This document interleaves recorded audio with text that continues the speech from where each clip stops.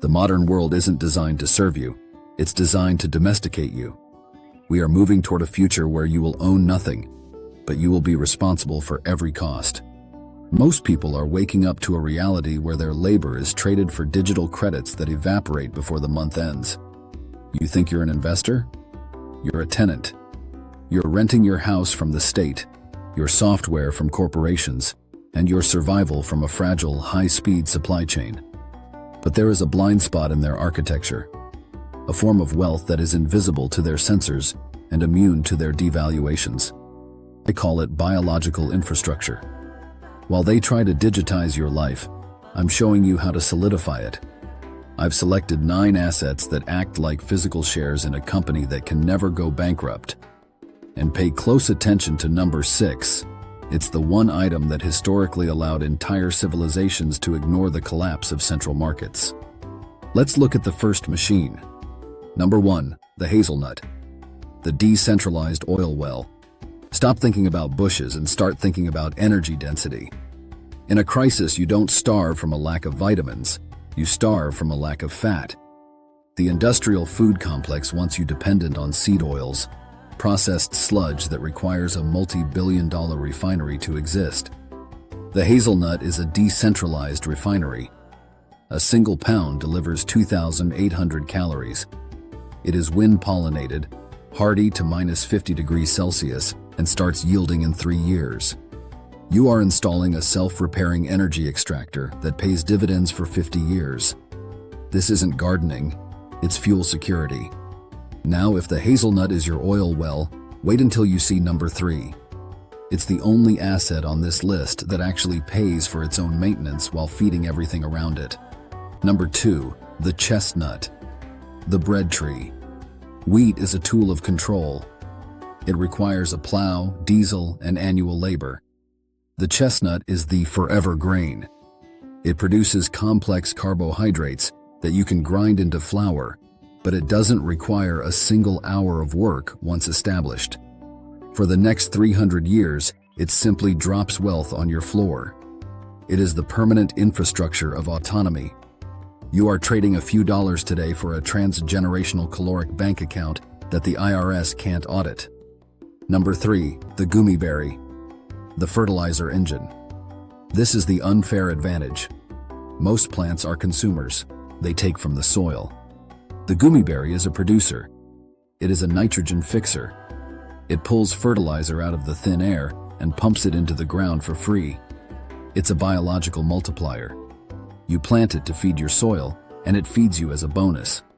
From an asset management perspective, this is compounding interest. It pays for itself by making every other plant on this list more productive. We're moving from soil fertility to timing. If you want to be the first one to harvest when everyone else's shelves are still empty, you need number 4. Number 4, the honeyberry, the first strike. In a fragile economy, the person who harvests first has the most leverage. The honeyberry ripens weeks before anything else. It is the first strike of the season.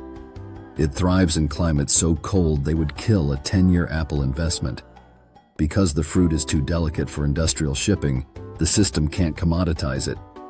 The only way to own this asset is to grow it.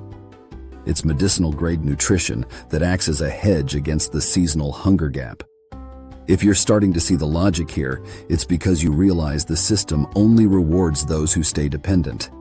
Subscribe if you're ready to stop being a user and start being an owner. We're moving into the defensive assets now. Number 5, Rosa rugosa, the fortress that feeds. An asset is useless if you can't protect it. Most people buy fences that rot. I plant fences that fight back. The Rosa rugosa is a tank. It forms an impenetrable wall of thorns that secures your perimeter while producing massive hips. These are vitamin C bombs, concentrated medicine that hangs on the bush even in the dead of winter. It protects your land and stocks your pharmacy simultaneously. It's defensive infrastructure that pays rent. This leads us directly to the most important item on the list. I told you number 6 was the kingmaker. Here is why. Number 6, the serviceberry, the historic staple. This is the asset that powered the expansion of the frontier. It was the core of pemmican, a survival food that lasts for years without a freezer. The service berry is a serious calorie crop, not a watery snack. It is 25% sugar, designed by nature for long-term storage.